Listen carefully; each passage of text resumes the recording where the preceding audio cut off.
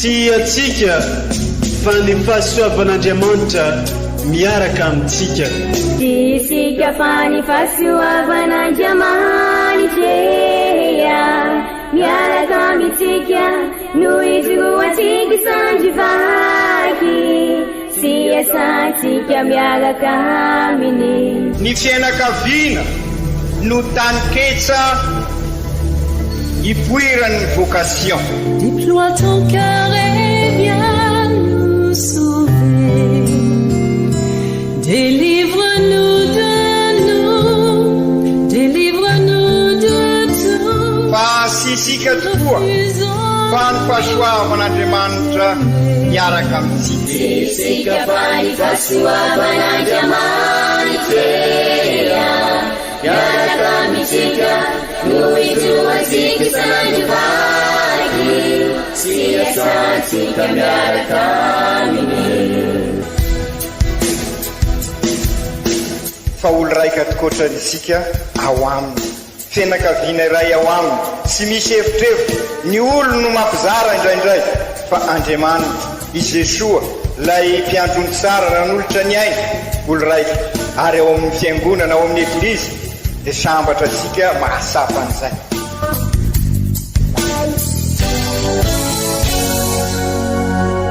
Olo araiky atsika atambatry ny fanahy masina kamiray, olo araiky ao amin'ny Kristy. Fandaram-pampianarana iaranao amin'ny son excellence Monseigneur Benjamin Marc Caramarson eto amin'ny radio Fania.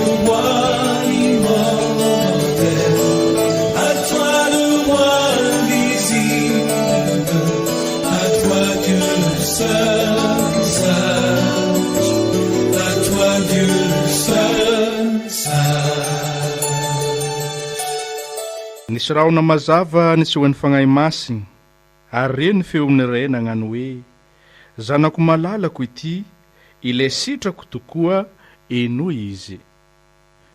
Matio 7:20. Manolotro fiarabagna ho antsika menakavy zay magnaraka tsy tapaka ity onjapeo mamitsika ity dia ny radio Fagniry. Arabaigny karazany koa tsika driaby tratran'ity andra ankalazagna ny ovoan'ny tompo tarehy izy Jesosy Kristy niova tarehy teo agnatrehany ro apôstôly telo mirahalahy, i Pierre sy André rahalahiny ary i Joany. Oregnintsika amin'ny tenin'Andriamanitra arosony eglizy amintsika amin'ity fankalazagna lehibe ity niany ny fagnambaragna ny mahazanak'Andriamanitra any Kristy. Izy le sitraky ny ray nafono ho antsika noho ny fitiavagna antsika agnavotra antsika amin'ny karazam-pahotagna fangejany fahafatesagna. Ndao ary ho tandrignasantsika ireo tenin'Andriamanitra ireo arahiny fampianaragna sy toriteny Monseigneur Benjamin Marc Caramarson archevêque izany.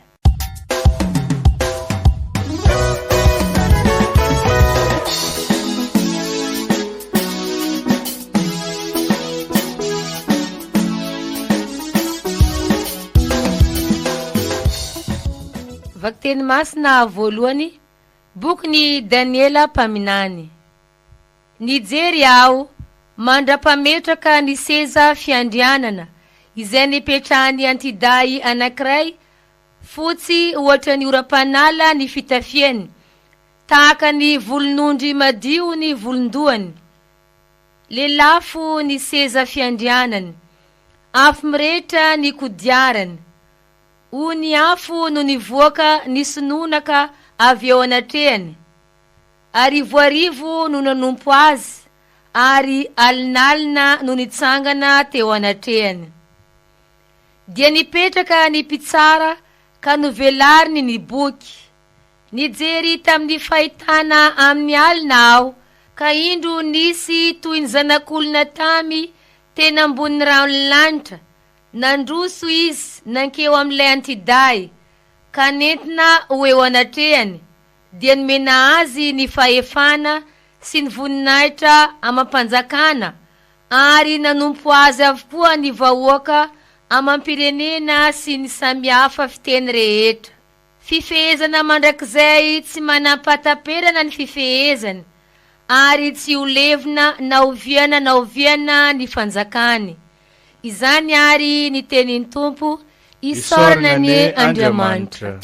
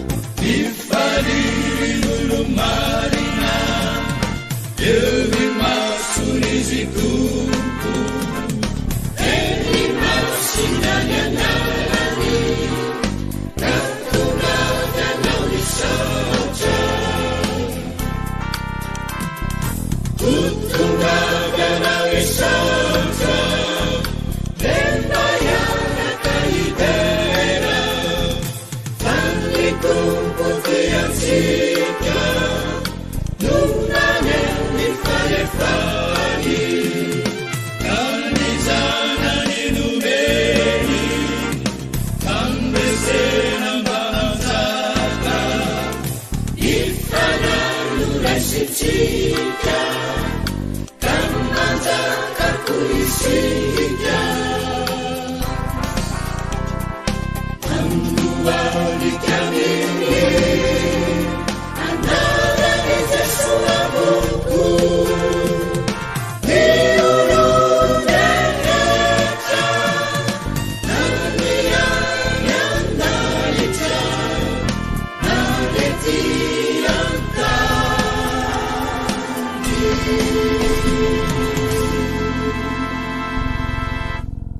Vakiteny masina faharoa, taratasy faharoan'ny Masindapiera apôstôly. Ry ava malala, tsy nanaraka angano tsara latra foana izahay, raha nampafantatra anareo ny hery amampahatongavan Jesosy Kristy tompontsika, fa tena nahita maso ny fiandrianany tokoa. Endre izany aja amamboninahitra nomen'Andriamanitra ray azy, raha tonga teo aminy ilay feo avy tamin'ny voninahitra lehibe nanao hoe, ity no zanako malalako izay sitrako indrindra. Ary renay io feo avy tanan-danitra io, raha niara-nipetraka taminy tanantendrombohitra masina izahay.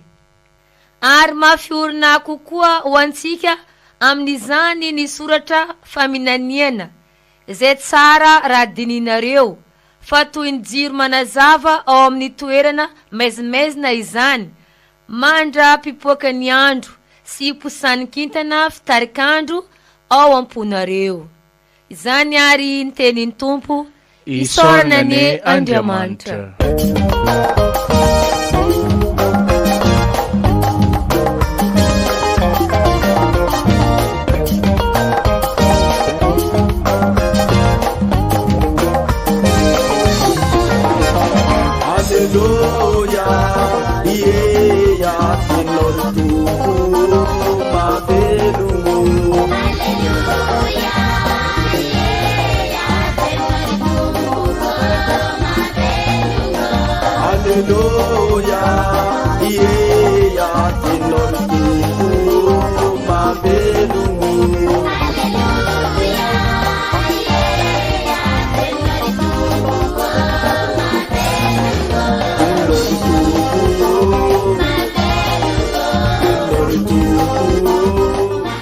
Vaovao mafaly dia Jesosy Kristy tompontsika araka ny soratan'ny Masinda Luka ao amin'ny toko fahasivy.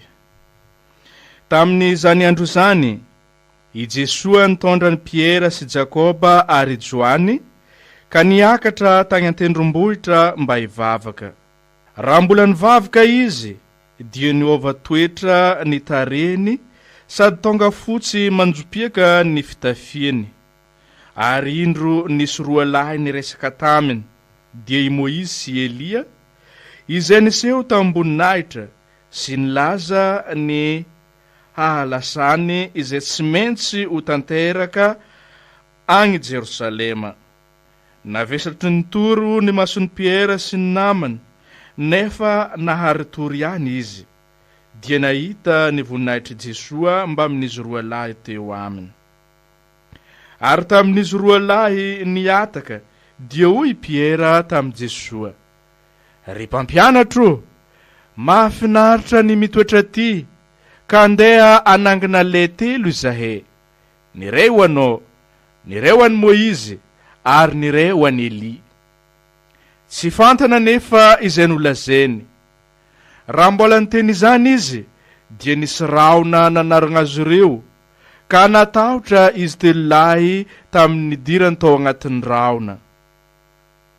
Ary nisy feo avy tao amin'ny raona, nanao hoe, ity no zanako malalako, enoy izy. Ilay niteny igny ny feo, dia i Jesosy irery ihany no hita.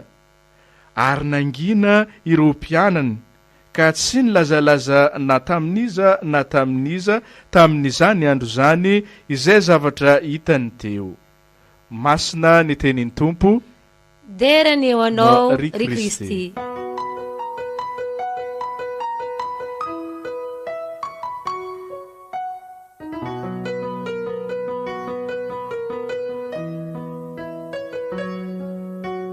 ry kristianina havana amin'izao saota ny volana aogositra zao siso dia ny fankalazana ny ovan'i Jesoa tare teo an-tendrombohitra no ankalazain'ny eglizy manokana transfiguration isika ary azosika ansaina ny antony nahatonga ny eglizy nametraka an'izay fankalazana izay.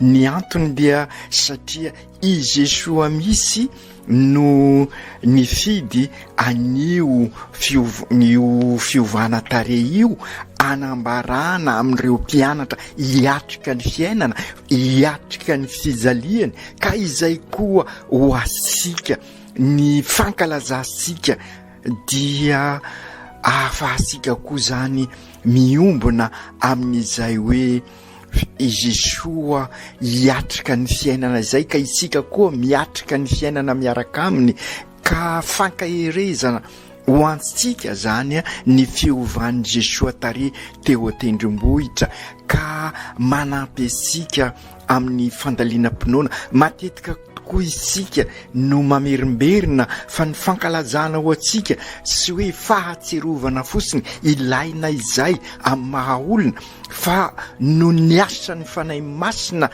dia mivelona an'ilay ankalazaintsika, ka izay indrindra no sarosika ary ivelomatsika amin'izao sisy ho fankalazana ny fiovan'ny tompo tare teo an-tendrombohitra ireo.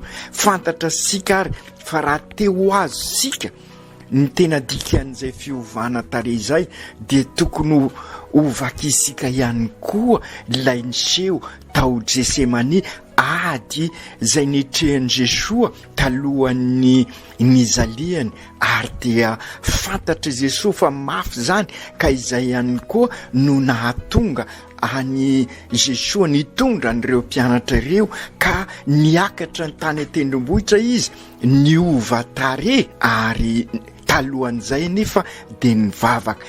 Sarovy ary kristianina havana fa io fivavahana io no fototra ny fiainantsika, tsy mitsahatra isika ny mamerimberina an'izay. Raha tiasika iova tokoa ny fiainantsika dia dingana voalohany izay fivavahana zay, satria inona ny antony? Amin'ny alalan'ny fivavahana miditra ao Mahandriamanitra isika, ary dia izay no niseho tany an-tendrombohitra raha nivavaka i Jesoa niova ny tareny, ary tafiditra tao ny anatin'izay Mahandriamanitra azy zay ireo mpianatra, ka nahita n'izay fiovana izay, ary tsy hain'izy ireo aza no mitantara azy, ary tamin'izay izy no nahita any mpaminany, nahita any ny izay fiovana tare izay, nahita any Moizy sy ny mpaminany Elia, ary dia natonga ny Piera vaky vava nanambara ny fekempinoana fa aleo manao lay telo aty, ray any Moizy, ray any Elia. Zany hoe voafitina tao anatin'izay ny fototra ny fiainantsika manontolo dia ny lalàna, ny mpaminany ary i Jesoa, ka sy nahagaga raha ny lohabava vakivava ny lohabava i Piera nanambara an'izay fekempinoana izay, ary dia teo indrindra no ny teny Andriamanitra iteny ny zanako malalako eno izy, ary dia izay ny vokatra ny fivavahana ry kristianina havana. Hoy aho tamintsika teo, raha te hiova isika dia mifotora amin'ny fivavahana, ka ny fifotorana amin'ny fivavahana dia ny fiainona an'i Jesoa, zany hoe fiainona ny sitrak'Andriamanitra. Ka raha miaino isika dia manatanteraka ny sitrak'Andriamanitra.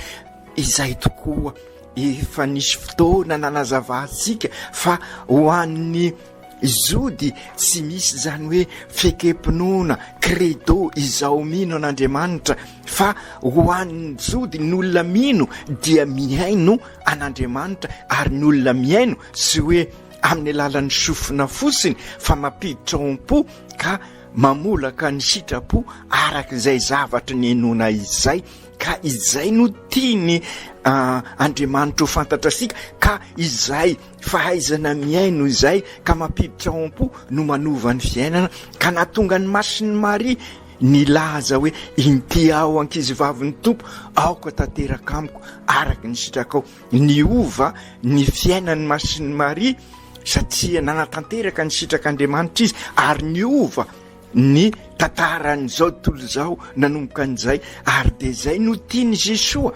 ambara amintsika raha nitondra n'ireo mpianatra izy nivavaka tany an-tendrombohitra niakatra zany ary dia tany izy rehefa nivavaka niova ny fiainana ary tiany i Jesoa ho fantatry ireo mpianatra zay satria araky ny lazaisika ihany koa de sy maintsy hiatrika an'izay fiainana izay izy ka rehefa vonina miaino an'Andriamanitra ray manatanteraka ny sitrapon'Andriamanitra dia na dia ho mafy aza ny sedra sy maintsy atrehana na dia eo aza ny fanenjehana dia miova izay fiainana izay satria miaraka amin'Andriamanitra izy ary miaraka amin' Jesoa lay zanak'Andriamanitra lay voafidin'Andriamanitra ary isika koa zany miaraka aminy dia voafidiny ka miova ho sara ny fiainantsika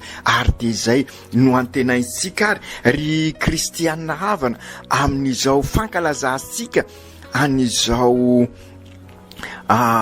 fiovan'ny tompo tare izao sy ny sora fosiny zany no antenaisika iova fa miova ny fiainansika ka zary eglizy olona velona tokoa isika ary zay no antenain'i Jesoa rehefa nidina avy any an-tendrombohitra izy ka nilaza amin'ny mpianatra fa izaly ny zanak'olona ka na de eo aza izay fizalian'ny zanak'olona zay efa nahazo angovo nahazo force avy amin'izay fiovana tare izay ary de zay koa no antenaisika amin'ny alalan'izao fankalazana izao ka iova ny fiainansika ka hoe tokoa isika amin'ny ataosika rehetrarehetra zany hoe eglizy olona velona manorina eglizy tranon'Andriamanitra lay tranoben'Andriamanitra eo anivon'ny fiainansika famitarana ny fanjakan'Andriamanitra ho isika ka mahatonga asika ho génération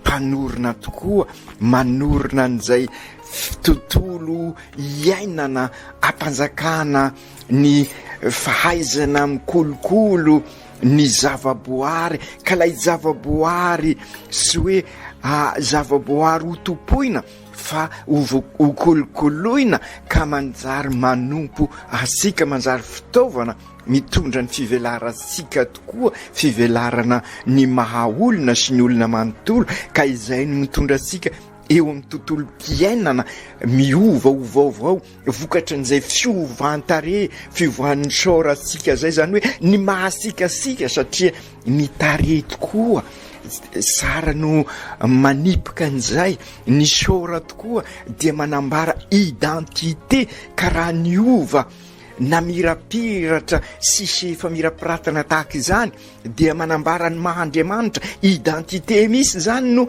nasehon'ny Jesoa teo ka izay koa isika ny soratsika miova amin'ny mahazanak'Andriamanitra no isika miaino ny zanak'Andriamanitra enoe fa ity ny zanako malalako lay voafidiko ka ny fianosika azy dia mahatonga asika anana ny tena identité zany hoe Kristy mpiarabelona amin'olona eo amin'ny fiainansika andavanandro izay ny dikany fiovana tare lay sora manambara identité ka eo indrindra ary ny identité mahazanak'Andriamanitra asika ka mahatonga asika ary manorina an'izay tontolo mpiainana i anjakan'ny mahazanak'Andriamanitra asika izay ary ao anatin'izay tontolo mpiainana anjakan'ny mahazanak'Andriamanitra asika izay no tontolo mpinoana zay ifandraisasika amin'Andriamanitra ka ahafahasika tokoa miombona amin'Andriamanitra amin'ny ataosika rehetrarehetra eo anivon'ny fiainansika manontolo, amin'ny ataosika rehetrarehetra, amin'ny asasika rehetrarehetra, amin'ny vavaka ataosika, amin'ny fanatanterahasika an'izay fanorenana ataosika zay eo anivon'ny fiainansika andavanandro, amin'ny ezaka ataosika mba ho fampitraofana ny fiainana sy ny fiainana andavanandro.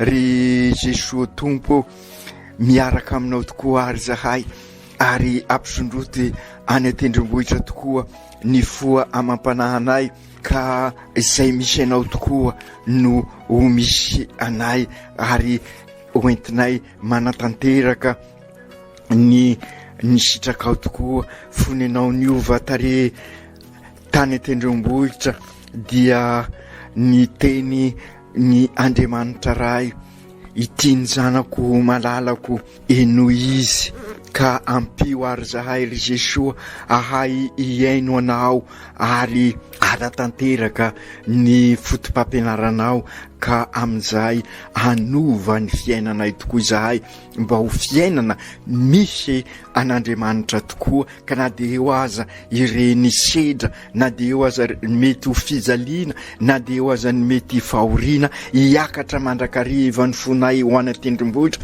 ka hiova ho sara ny fiainanay, ka amin'izay ahay ampitrotra ny finoana sy ny fiainana andavanandro izahay. Aoka tanteraka izany amin'ny anaran'ny Ray sy ny Zanaka sy ny Fanahy Masina. Amen.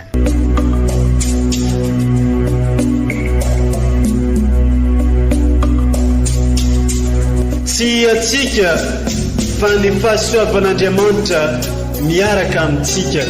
Isika fa ny fahasoavan'Andriamanitra miaraka amintsika, noho izy ho atsika sandrivaky, sy asantsika miaraka aminy. Ny fianakaviana no tany ketsa ipoiran'ny vocation. Déploie ton cœur et viens nous sauver.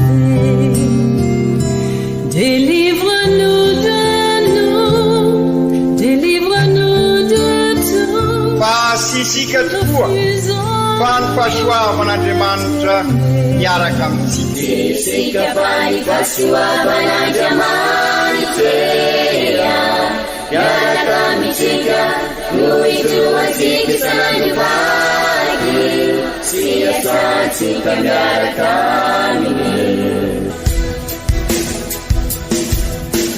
Fa olo raika tokoatranisika ao aminy, fianakaviana iray ao aminy, tsy misy hevitrevitra. Ny olo no mampizara indraindray, fa Andriamanitra i Jesosy lay mpiandrony tsara nanolotra ny aina, olo raika. Ary ao amin'ny fiangonana, ao amin'ny eglizy, dia sambatra tsika mahasapa an'izay.